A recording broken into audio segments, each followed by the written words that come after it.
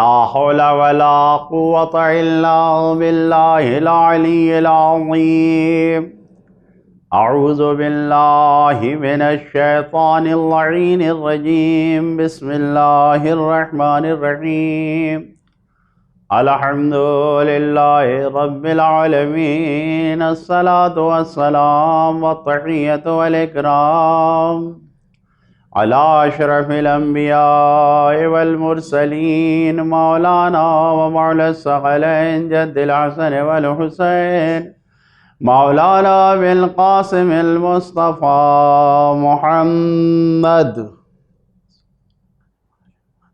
والصلاة والسلام على وصيه ووزيره وصهره وصاحب لوائه وخليفته مولانا علي بن أبي طالب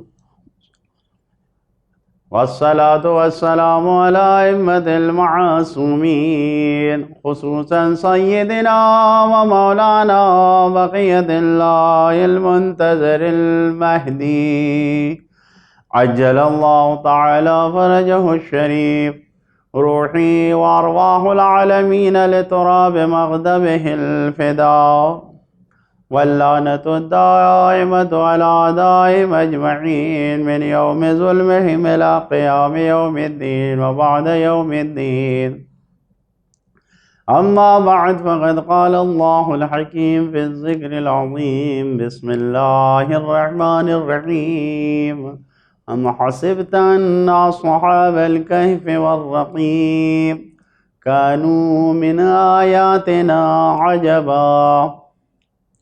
بزرگان محترم، عزیزان گرامی، تمام ناظرین کی خدمت میں سلام عرض ہے، اور اس ممبر کے توسط سے جس موضوع کے تحت آپ کے سامنے گفتگو کیا ہے سورہ کہف اور امام حسین علیہ السلام، کیونکہ اس آیت مبارکہ کو، یہ جو سورہ کہف کی نویں آیت ہے جس کو عنوان کلام قرار دیا ہے، اسی کو سرکار سید الشہداء امام حسین علیہ السلام نے اپنے کٹے ہوئے سر سے تلاوت فرمایا تھا، کہ جس کا ترجمہ آپ کم و بیش جانتے ہیں، سنتے رہتے ہیں، کہ کیا یہی خیال کیا ہے، گمان کیا ہے ان اصحاب الکہف، کہ اصحاب کہف اور رقیم، کہف اور رقیم والے ہماری تعجب خیز نشانیوں میں سے تھے۔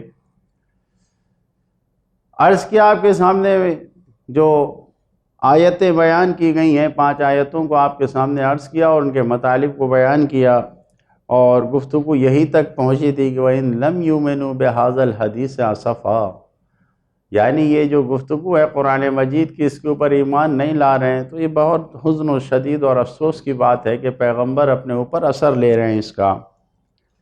7ویں آیت، 8ویں آیت کو بھی ملاحظہ فرمائیں، اور پھر ہم اس نویں آیت تک پہنچے ہیں کہ جس کو امام حسین علیہ السلام نے تلاوت کیا۔ بزرگان محترم، عزیزان گرامی، یہ آیت جو 7ویں ہے کہ اِنَّا جَعَلْنَا مَا عَلَى الْأَرْضِ زِینَةً لَهَا لِنَبْلُوَهُمْ أَيُّهُمْ أَحْسَنُ عَمَلًا، خداوند عالم قرآن مجید میں اس سورہ کہف کی 7ویں آیت میں ارشاد فرما رہا ہے کہ اِنَّا جَعَلْنَا، بے شک ہم نے قرار دیا ہے، ما علی الارض، جو کچھ زمین پر ہے، روئے زمین پر جتنی نعمتیں ہم نے اگائی ہیں، جتنی نعمتیں ہم نے رکھی ہیں، جتنی نعمتیں ہم نے بنائی ہیں، یہ سب کیا ہے؟ زینت اللہ، یہ سب زمین کی زینت ہے، یعنی زمین کو سنوار دیا ہے، آواز کو آرام سے بالکل میں نے بنا دیا ہے۔ خداوند عالم کہہ رہا ہے یہ زمین بالکل سنوری ہوئی ہے، سجی ہوئی ہے، اور کس لیے؟ زینتاً لہا، یہ زینت ہے زمین کے لیے، کیوں؟ لنبلوہم، تاکہ ہم ان سب انسانوں کو، یہ جتنے بھی ہیں ان لوگوں کا ہم امتحان لیں، لنبلوہم، ان سب کا امتحان لیں، ایہم احسن عملا، ان میں سے کون ہیں کہ جو بہترین عمل انجام دینے والے ہیں، سب سے بہتر عمل انجام دینے والے ہیں۔ اور پھر 7ویں آیت میں خداوند نے وَإِنَّ لَجَاعِلُونَ مَا عَلَيْهَا صَعِيدًا جُرُزًا، اور آخرکار ہم نے روئے زمین کے ہر چیز کو چٹیل میدان میں قرار دے دیا ہے، یعنی قرار دینے والے ہیں، یعنی خداوند عالم یہ کہہ رہا ہے اتنی نعمتیں ہم نے روئے زمین پر رکھا ہے، سب کچھ اگایا ہے، بنایا ہے، سنوارا ہے، سب کچھ بنا دیا، اور پھر ایک دن ہم اس کو سب ہٹانے والے بھی ہیں، مٹانے والے بھی ہیں، یہ ہماری نشانیاں ہیں۔ کہ روئے زمین پر طرح طرح کی نعمتوں سے سنوارا سجایا ہے، اور پھر ہم اس کو چٹیل میدان میں قرار دینے والے ہیں، ختم کرنے والے ہیں۔ یہ 6 اور 7 آیت جو یہاں پر بیان ہو رہی ہے کہ کفار جو اللہ کا انکار کرنے والے ہیں، خدا کا انکار کرنے والے ہیں، ان کے ایمان نہ لانے کی وجہ یہی ہے کہ دنیا کی نعمتوں میں وہ مست ہو گئے ہیں۔ دنیا میں جو نعمتیں خداوند عالم نے پیدا کی ہیں، وہ انہی نعمتوں میں اتنا مست ہو گئے ہیں کہ ان نعمتوں کے بنانے والے، ان نعمتوں کے کچھ انجام پورا پہنچانے والے کے اوپر توجہ ہی نہیں ہے، انہی نعمتوں میں ڈوب گئے ہیں۔ لہٰذا اسی دنیا کی نعمتوں میں مست ہو کے وہ اللہ کا انکار کر رہے ہیں۔ جو کچھ زمین پر ہے، باغات بنائے ہیں خداوند عالم نے، طرح طرح کے باغ بنائے ہیں، سبزے اگائے ہیں، پھل اگائے ہیں، پھول اگائے ہیں، نہ جانے کیا کیا خداوند عالم نے اس زمین کو سنوارا ہے، سجایا ہے، بنایا ہے۔ طرح طرح کے جانور ہیں، خوبصورت پرندے ہیں، خوبصورت حیوانات ہیں، نہ جانے کیا کیا ہے۔ انسان سجاتا تو ہے، گھروں کو زینت تو دیتا ہے، ان سے میوزیم تو بناتا ہے، چڑیا گھر تو بناتا ہے، لیکن ان کے بارے میں غور نہیں کرتا ہے۔ ان کی نعمتوں کو، یہ ساری چیزوں کو دیکھتا ہے، لیکن یہ غور نہیں کرتا ہے کہ آخر ان کا بنانے والا کون ہے، ان کا سجانے والا کون ہے، ان کو بالکل دنیا میں پیش کرنے والا کون ہے، اس کے اوپر غور نہیں کرتا ہے۔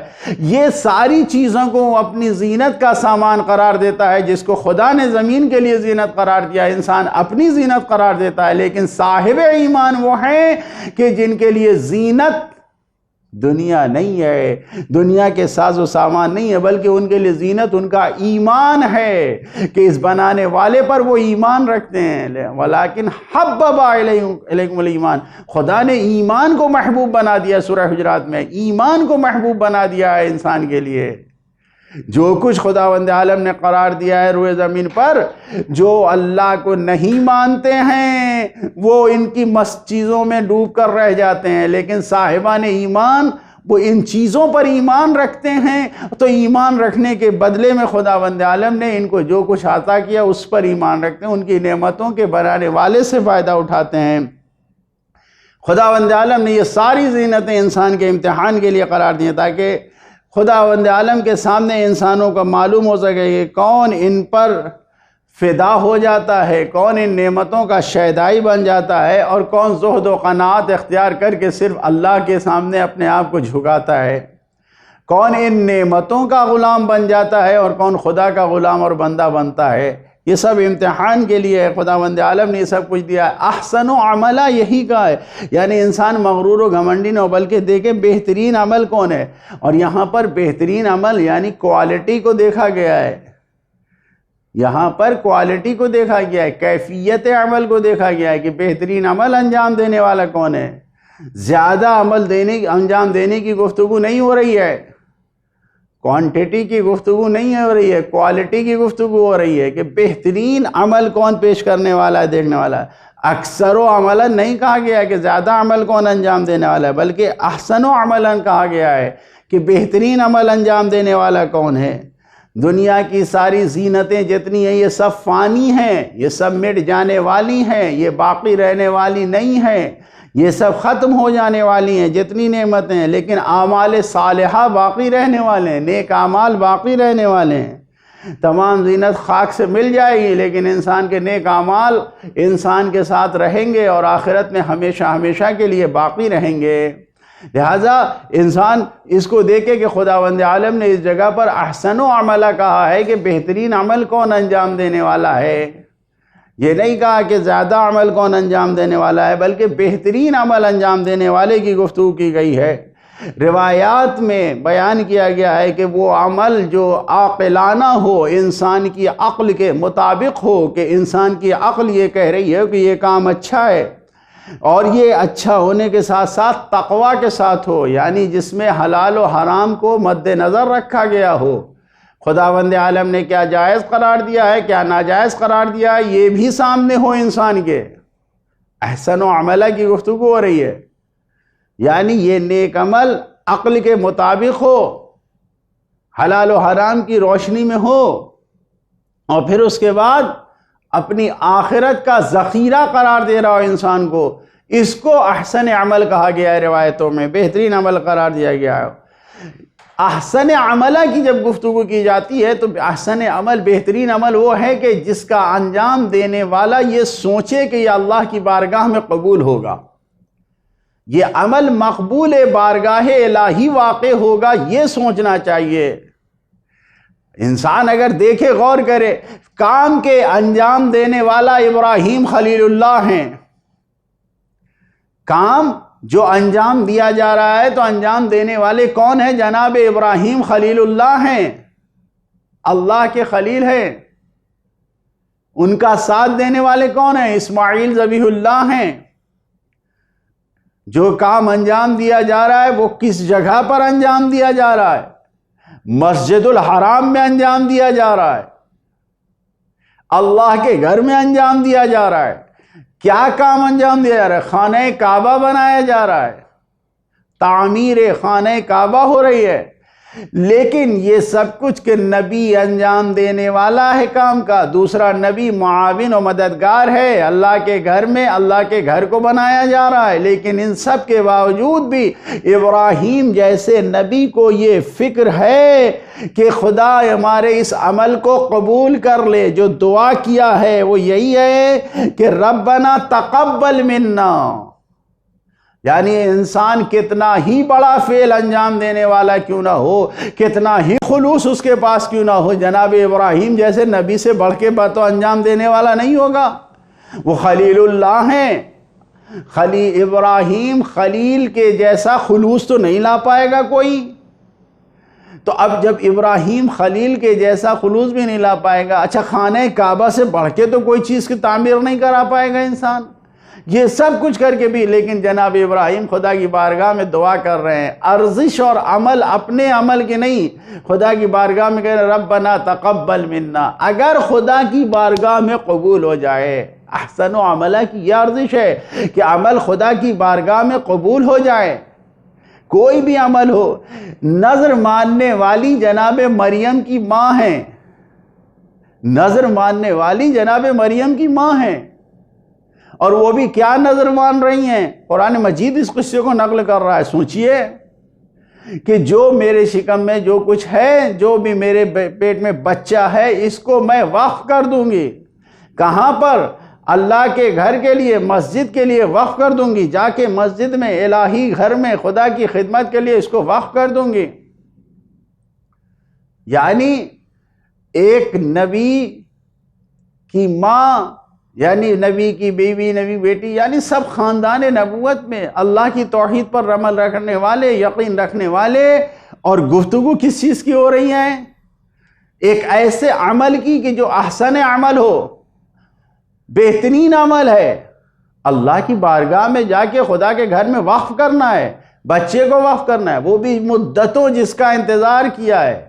مدتوں کے انتظار کے بعد جناب مریم کی پیدائش ہو رہی ہے، اور اس پیدائش کے وقت یہ نظر کی جا رہی ہے کہ ہم خادم حرم خدا، گھر کے گھر کا خادم قرار دیں گے۔ لیکن پھر بھی وہاں پر مادر مریم نے جو خدا کی بارگاہ میں دعا کیا ہے، اس دعا کو ملاحظہ فرمائیں، ربنا تقبل منی، فتقبل منی، یعنی مجھ سے قبول کر لے۔ یہ انسان کتنا ہی بڑا عمل کرنے والا کیوں نہ ہو، کتنی ہی نیت اس کی پاک اور صاف کیوں نہ ہو، خلوص کتنا ہی کیوں نہ ہو، لیکن ہر انسان کو ہر عمل میں جب اپنے عمل کو بہترین بنانا ہے، احسن و عملہ بنانا ہے، تو اس بات کی فکر ہونی چاہیے انسان کو، احسن و عملہ کے ضمن میں، ذیل میں یہ فکر ہونی چاہیے کہ یہ عمل خدا کی بارگاہ میں قبول ہو جائے۔ اگر بارگاہ خداوندی میں قبول ہو تو یہ بہترین عمل ہوتا ہے۔ توجہ فرما رہے ہیں؟ میں نے دو نمونے آپ کی خدمت میں عرض کیے جو قرآنی نمونے ہیں کہ دونوں جگہ پر بہترین عمل کرنے والے، خلوص کے ساتھ عمل کرنے والے، جہاں شک نہیں ہے کہ عمل قبول نہیں ہوگا، لیکن خود اپنے تئیں عمل کرنے والا خدا کی بارگاہ میں، ادھر ابراہیم کر رہے ہیں ربنا تقبل منا، ادھر جناب مریم کی والدہ کہہ رہی ہے فتقبل منی، مجھ سے قبول کر لے۔ معلوم یہ ہوا کہ احسن و عملہ کے لیے ضروری ہے کہ وہ عمل ہو جو قابل قبول ہو، انسان کو غافل نہیں ہونا چاہیے۔ لہذا جب فرزند رسول حضرت امام جعفر صادق علیہ السلام سے یہ سوال کیا گیا، پوچھا گیا حی علی خیر العمل جو کہا جاتا ہے، تو یہ خیر عمل کیا ہے، بہترین عمل کیا ہے، یہ جو بہترین عمل ہے جس کی طرف دعوت دی جاتی ہے، تو آپ نے فرمایا خیر العمل الولایہ، ہم اہل بیت کی ولایت بہترین عمل ہے۔ بہترین عمل احسن و عملہ کی گفتگو ہو رہی، بہترین عمل کیا ہے، ہم اہل بیت کی ولایت بہترین عمل ہے۔ اس بہترین عمل کو انسان کو انجام دینا چاہیے جو اہل بیت کی محبت میں انجام دیا جائے، اہل بیت کی ولایت میں انجام دیا جائے۔ لہٰذا عمار علامہ بحرانی غایت المرام میں اس روایت کو سورہ نمل کی 89-90 نمبر آیت کے ذیل میں اس روایت کو نقل کرتے ہیں کہ جہاں پر یہ کہا گیا من جاء بالحسنۃ فلہ خیر منہا وہم من فضع یومئذ آمنون ومن جاء بالسیئۃ فکبت وجوہہم فی النار هل تجزون ما کنتم تعملون۔ یہ 89-90 نمبر آیت سورہ نمل کی جب نقل کیا تو غایت المرام میں ایک روایت کو نقل کیا۔ یہ روایت کیا، یہ آیتیں کیا کہہ رہی ہیں، من جاء بالحسنۃ، جو بھی کسی نیک کام کو انجام دے گا، نیکی کے ساتھ آئے گا، فلہو، تو اس کے لیے خیر منہا، اس سے بہتر اس کو عطا کیا جائے گا، بہتر سے بہتر اس کو دیا جائے گا جو نیک کرے گا۔ اور یہی نہیں، قیامت کے دن جو سختیاں اور جو مصیبتیں اور جو پریشانیاں آنے والی ہیں اس سے بھی وہ محفوظ رہے گا جو نیک کام انجام دے رہا ہے۔ بہترین عمل کی گفتگو ہے، اس کو ملاحظہ فرمائے بہترین عمل کیسے ہوگا، اور جو برا کام کرے گا، گناہ کاری کرے گا، گناہ گار ہو کر آئے گا، گناہوں کے ساتھ آئے گا، برے اعمال کے ساتھ آئے گا، تو اس کو اسی چہرے جہنم میں داخل کر دیا جائے گا، اسی چہرے کے ساتھ، اسی برے عمل کے ساتھ جہنم میں ڈال دیا جائے گا۔ حل تجزون ما کنتم تعملون، کیا اس کے سوا تمہیں کچھ بدلہ ملے گا جو کچھ تم انجام دیا کرتے تھے؟ یہ سورہ نمل کی 89 نمبر کی آیت ہے۔ تو یہ روایت ابی عبداللہ جدلی سے یہ روایت اس جگہ پر نقل کیا انہوں نے کہ ابی عبداللہ جدلی کہتے ہیں کہ میں مولا کائنات حضرت امیر المومنین علیہ السلام کی خدمت میں حاضر ہوا، اور میں نے مولا کائنات کی خدمت میں جب حاضری دی تو مولا کائنات نے مجھ سے پوچھا اے ابا عبداللہ یہ بتاؤ کیا میں تمہیں ایسی خبر نہ سناؤں، ایسی نیکی کی طرف میں تمہیں آگاہ نہ کروں، میں تمہیں نہ بتاؤں کہ جو بہترین نیکی ہے، بہترین نیکی کی خبر میں تمہیں نہ دوں؟ ابا عبداللہ جدلی سے مولا کائنات فرمانے کیا بہترین نیکی کی میں تمہیں اطلاع نہ دوں، نہ بتاؤں بہترین نیکی کے بارے میں؟ عزیزان گرامی، بزرگان محترم، مولا کائنات کا نام آیا ہے۔ ظاہر ہے کہ یہ آپ ٹیلی ویژن کے ذریعے مجلس سن رہے ہیں، لیکن آپ اپنے گھروں میں بیٹھے سن تو رہے ہیں۔ اہل بیت اطہار علیہ السلام کی عظمت پہ ایک صلوات پڑھ لیں، اللہم صلی علی محمد وآل محمد۔ ظاہر ہے کہ ان صلوات کے ذریعے برکتیں ملتی ہیں، تو جب ہم روبرو بیٹھ کے مجلسیں سنتے ہیں تو وہاں پر بیچ بیچ میں صلوات ہوا کرتی ہیں، لیکن اب یہ ڈائریکٹ آپ ٹیلی ویژن کے ذریعے دیکھ رہے ہیں، چینل کے ذریعے دیکھ رہے ہیں، تو اب اس میں ہم نے کوئی مجمع سامنے نہیں ہے۔ ہاں یقیناً لاکھوں کی تعداد میں آپ دیکھیں گے، لیکن اس وقت صلوات آپ خود پڑھیے۔ لہٰذا جب ائمہ معصومین کا نام آئے تو میں حدیثوں کو ان کی بیان کر رہا ہوں، آپ صلوات ضرور پڑھ کے اسے سنیں، ایک مرتبہ مل جل کے جہاں جہاں سن رہے ہیں صلوات پڑھ لیں، اللہم صلی علی محمد وآل محمد۔ تو اب یہاں پر مولا متقیان نے فرمایا کہ میں بتاؤں بہترین نیکی کیا ہے کہ جس کے ذریعے سے تمہیں جنت ملے، جس کے ذریعے سے تمہیں آسائش و سکون و آرام ملے، اور بدترین گناہ میں بتاؤں تمہیں کہ جو جہنم میں لے جاتی ہیں؟ کہا ہاں اے امیر المومنین مجھے خبر دیجئے، بتائیے۔ اب کون ہے کہ جو نہیں سنے گا؟ بہترین عمل کو بتا رہے ہیں کہ احسن و عملہ کی گفتگو ہے۔ سورہ کہف کی 7ویں آیت کے ذیل میں احسن و عملہ کی گفتگو ہے۔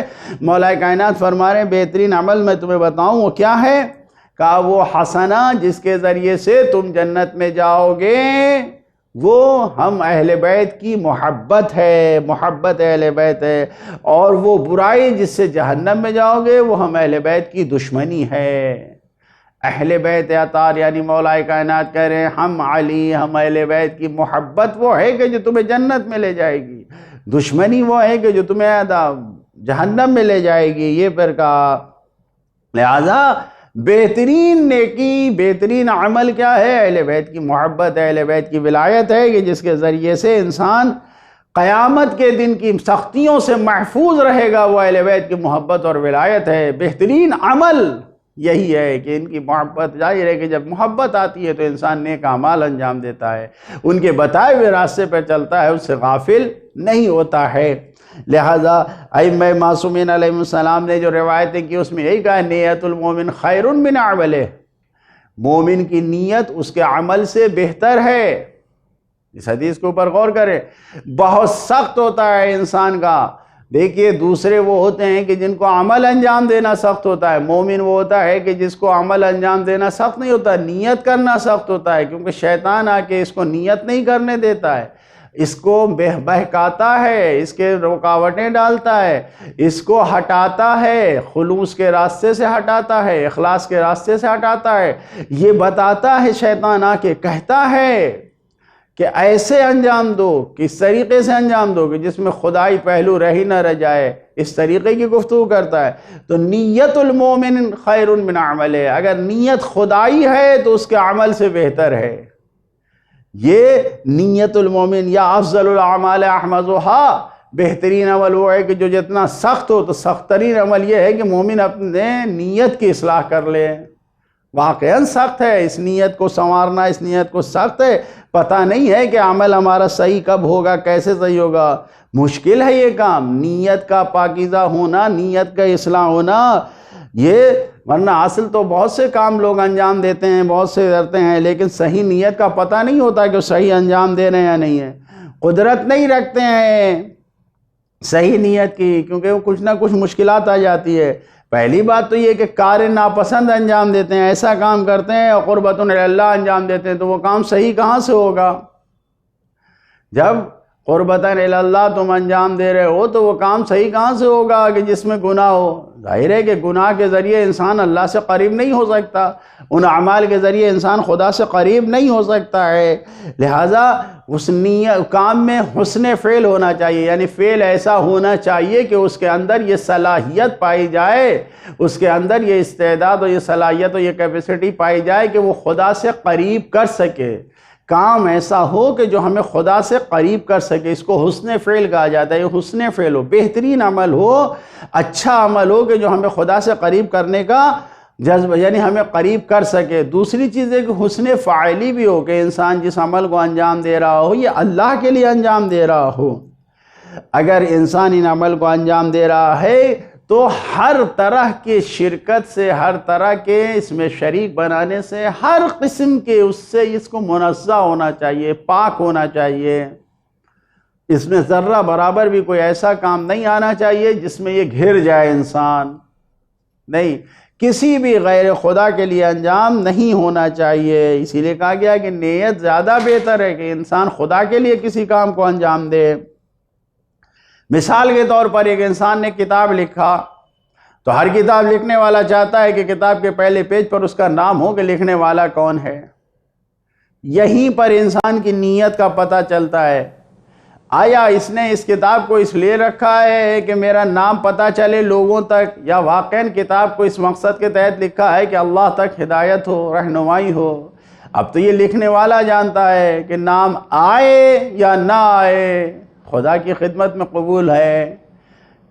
بلڈنگ کا بنانے والا، مسجد کا بنانے والا، ہاسپٹل کا بنانے والا کیوں چاہتا ہے کہ مسجد کے اوپر اس کا نام لکھا جائے کہ یہ مسجد کا بنانے والا کون ہے، بانی کون ہے؟ نہیں معلوم، یہ کہاں کی رسم آ گئی؟ ارے بھائی جب کام تم نے اللہ کے لیے کیا تو پھر تمہیں کیا، ٹھیک ہے دوسرے ذکر کریں، لیکن بعض لوگ ایسے ہوتے ہیں کہتے ہیں کہ نہیں مجھے ضرورت نہیں ہے، میرا نام نہیں لکھا جائے، میرا نام نہ لکھا جائے، تو وہ اس بات پر خوش ہوتا ہے کہ ہاں سب یہی کہہ رہے ہیں کہ دیکھو یہ کتنا خدا والا ہے، اس نے تو اپنا نام تک نہیں لکھوایا، سب سے جا کے منع کر دیا کہ میرا نام نہ لکھا جائے، تو یہی خبر پھیل گئی، وہ اسی پہ خوش ہو رہا ہے۔ تو یہاں پہ بھی تو یہ بہت ہی رازدارانہ ریا ہے، شرک ہے، یعنی خفی ہے، بہت چھپی ہوئی یہ ریاکاری ہے، یہ دکھاوا ہے، لیکن بڑا شیطان نے اس کے اوپر غلاف اڑا دیا ہے۔ تو اب انسان نیک اعمال کو، احسن عمل وہ ہے کہ جس میں یہ جذبہ پایا جائے کہ ریاکاری نہیں ہونی چاہیے، نیت بہترین ہونی چاہیے۔ اگر کسی کتاب کا لکھنے والا لوگوں کو دکھانے کے لیے لکھ رہا ہے، مسجد کا بنانے والا لوگوں کو دکھانے کے لیے بنا رہا ہے، تو یہ عمل قابل قبول نہیں ہے۔ قابل قبول احسن و عمل، بہترین عمل وہ ہے جو خدا کے لیے انجام دیا جائے۔ لہٰذا شیطان، آپ جانتے ہیں کہ شیطان انسان کا کھلا ہوا دشمن ہے، انہ عدو مبین، کھلا ہوا دشمن ہے، تو یہ ہر انسان کو اس کے راستے سے بہکاتا ہے۔ ایک نیک کام کرنے والے متقی زاہد پرہیزگار کو وہ نہیں کہے گا کہ شراب پی لو گناہ کرو، نہیں، وہ ایسا نہیں کرتا، اس کو وہ کسی ایسی گناہ کی طرف لے جاتا ہے جو اس کی شایان شان ہو۔ یہ شیطان ہر انسان کو اس کے خاص گناہ، تو اب یہ نیک کام کرنے والے، یہ بلڈنگ بنانے والے، یہ ہسپتال بنانے والے، یہ گھر بنانے والے، ان کے ذہن میں ہے شیطان یہ خیال ڈالتا ہے کہ نہیں تم اپنا نام نہ لکھوانا، تم جا کے کہہ دو میرا نام نہ لکھا جائے۔ اب اگر انسان یہ جا کے کہتا ہے اور لوگ کہتے ہیں کہ بھائی انہوں نے منع کر دیا، سب کو اس کے منع کرنے کی خبر سے پہنچا کے اس کے عمل میں شرکت کرا دیا، غیر خدا کو لے آیا، دکھاوا ہو گیا لوگوں کو۔ لہذا انسان کو ہوشیار رہنا چاہیے، غافل نہیں ہونا چاہیے کہ جو گفتگو اس جگہ پر جاری ہے، احسن عملہ کی جو گفتگو ہے، عمل صالح کی پہچان انسان کو ہونا چاہیے۔ امام صادق علیہ السلام اللہم صلی علی محمد وآلہ محمد کی نظر میں احسن و عملہ کیا ہے؟ یہ یعنی اکثر و عملہ نہیں ہے۔ چھٹے امام نے فرمایا احسن و عملن کا مطلب اکثر و عملن نہیں ہے، بلکہ احسن و عملہ کا مطلب یہ کہ عمل کا نیک ہونا ہے، یعنی عمل کی کیفیت ایسی ہو کہ وہ نیک ہو، یعنی انسان توحید کے میزان پر تول کر جس عمل کو انجام دے گا وہ بہترین عمل سمجھا جائے گا۔ معیار توحید ہونا چاہیے۔ اگر توحید ہے، وحدانیت خدا اگر انسان کے عمل میں پائی جا رہی ہے کہ اس وحدانیت خدا کے پیرائے میں آ کر انسان عمل کو انجام دے رہا ہے تو یہ عمل نیک سمجھا جائے گا۔ اگر انسان اس کے لیے کام کر رہا ہے جو خدا کے لیے ہے تو یہ عمل نیک سمجھا جائے گا۔ اگر انسان کسی غیر خدا کے لیے کوئی کام کر رہا ہے تو وہ ان کی خوشی میں اسیر ہو جاتا ہے، اور جب ان کی خوشی میں اسیر ہو جاتا ہے تو یہ انسان اس منزل پہ پہنچ جاتا ہے کہ یہ خدا کے مقابلے میں کسی کو لا کر رکھ رہا ہے کہ اس سے خیر و بھلائی کی امید ہی رکھتا ہے۔ خیر و بھلائی کی امید سامنے لا کر رکھنا، یعنی یہاں پر انسان اگر غیر خدا کے لیے کسی کام کو انجام دے رہا ہے تو یہ غیر خدا کے لیے کام کو انجام دینا انسان کو کے لیے خطرناک ہوتا ہے۔ غیر خدا کے لیے کسی فعل کو انجام دینا یہ انسان کے لیے یعنی توحید کو اس نے اقرار نہیں کیا ہے۔ کیوں تم دوسرے سے بدلہ لینا چاہتے ہو؟ تم کیوں خدا کے علاوہ کسی اور سے اپنے عمل کا بدلہ لینا چاہتے ہو؟ یہ سوچا کہ فلاں آدمی خوش ہو جائے، فلاں بھائی خوش ہو جائے، فلاں انجمن خوش ہو جائے، کیا کس کو دکھانے کے لیے اپنے عمل کو انجام دے رہے ہو؟ عزاداری کرو تو ایسی کرو کہ جو حسین جس سے خوش ہوں، ہم اور آپ خوش نہیں ہوں۔ دکھانے والا یعنی لوگوں کو خوش نہیں ہونا، عوام کو خوش کرنے کے لیے لوگوں سے واہ واہی لینا ہے، تو پھر تمہیں حضرت زہرا کیسے واہ واہ کریں گی؟ اگر تمہیں جس عمل کا بدلہ تم نے لوگوں سے لے لیا تو اس عمل کا بدلہ تمہیں خدا سے نہیں ملے گا۔ پھر کتنا بدبخت ہے یہ انسان کہ سستی قیمت پر اپنے اعمال کو بیچ رہا ہے۔ سستی قیمت پہ اپنے اعمال کو نہ بیچو، مہنگی قیمت پہ بیچو۔ مہنگی قیمت ایسی ہے کہ مومن کے عمل کی قیمت روایتوں میں ہے کہ کچھ بھی نہیں ہے سوائے اس کے کہ وہ مرضی الہی کے مطابق انجام دے۔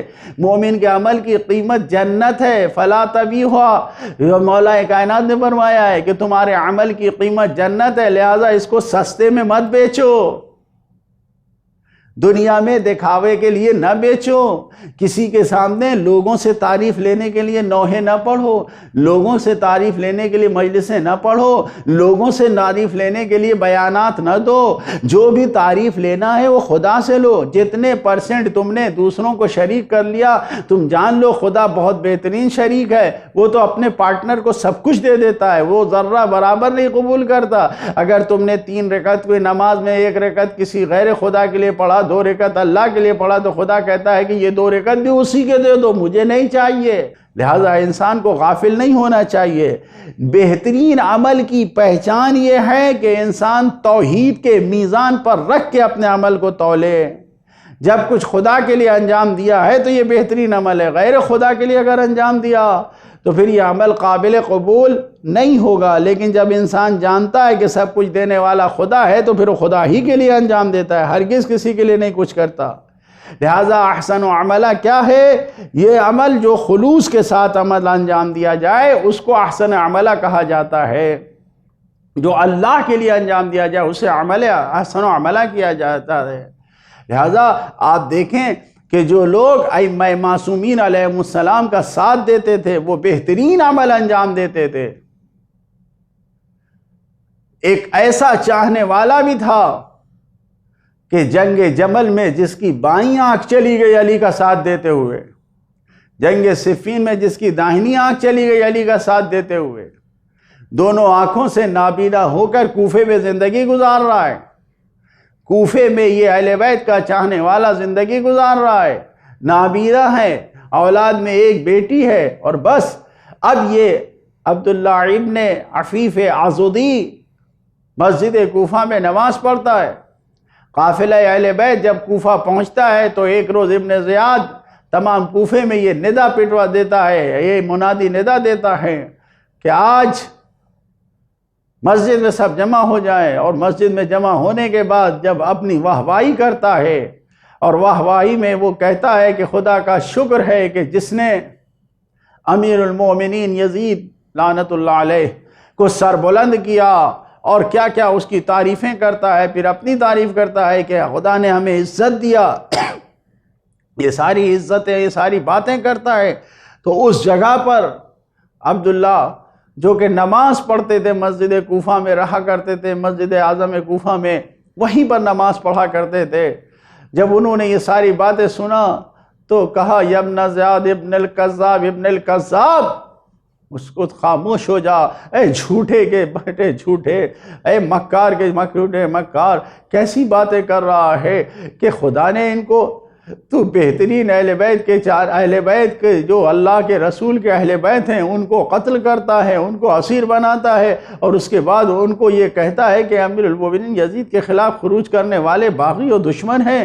اور یہ کہہ کے جب ابن زیاد سے وہ گفتگو کرتا ہے تو ابن زیاد کہتا ہے کہ یہ کون ہے بولنے والا؟ اس نے آگے کہتے ہیں کہ میں عبداللہ ابن عفیف عضدی ہوں، میں تیرے سامنے کھڑا ہو کہ یہ جرأت سے کہہ رہا ہوں۔ اللہ اکبر! اہل بیت کا چاہنے والا جو خدا کے لیے عمل کو انجام دیتا ہے اس کو جان کی پرواہ نہیں ہے، وہ اپنی جان کو قربان کرنے کے لیے تیار ہے۔ ابن زیاد کے سامنے کھڑے ہو کے وہ نابینا شخص انجام دیتا، آواز دیتا ہے کہ میں ہوں عبداللہ ابن عفیف، میں ہوں اہل بیت، تجھے کیا معلوم اہل بیت کون ہے؟ تجھے کیا معلوم؟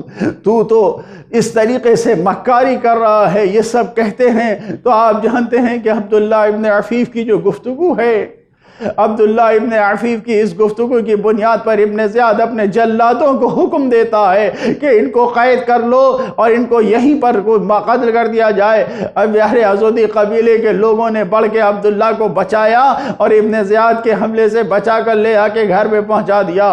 ادھر سے پھر عبداللہ کو گرفتار کرنے کے لیے ابن زیاد نے لشکر بھیجا ابن اشعث کے، اس میں اب عضدی قبیلے سے دوسرے قبیلے کی لڑائی ہوئی اور نہ جانے کتنے مسلمان مارے گئے، اور وہاں سے گرفتار کر کے جب عبداللہ ابن عفیف کو لایا گیا تو عبداللہ ابن عفیف کے گھر کے دروازے کو توڑا گیا اور توڑ کے گھر کے اندر داخل ہوئے نابینا انسان۔ بیٹی نے بتایا بابا حکومتی کارندے گھر کے اندر آ گئے ہیں، لاؤ میری شمشیر دو۔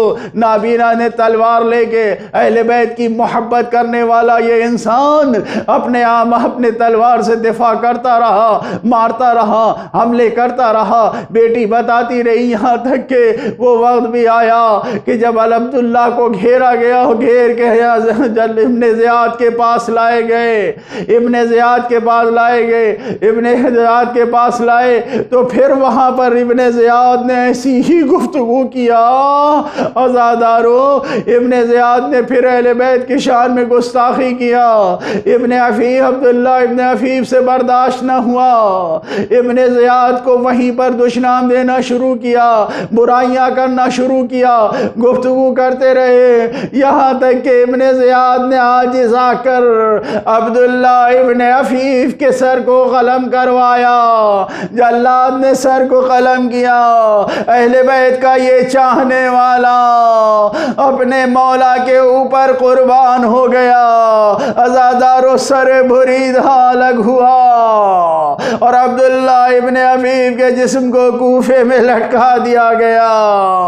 واہ حسینہ، واہ مظلومہ، الا لعنت اللہ علی القوم الظالمین، سیعلم الذین ظلموا ای منقلب ینقلبون، انا للہ و انا الیہ راجعون۔